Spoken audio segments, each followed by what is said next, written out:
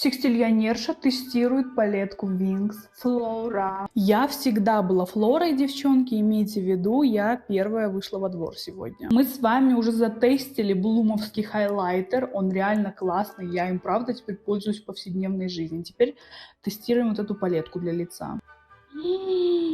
Как классно! Здесь у нас скульптор, румяна и хайлайтер. Свотчи. Начнем со скульптора. Офигеть, пигментация классная. Он тушуется он как-то фиговенько. Ну, в общем, более-менее растушевала, но пятнами он ложится. Может, я что-то не так сделала, но сомневаюсь. Набираю румяшки. Тоже очень... Пигментация очень хорошая.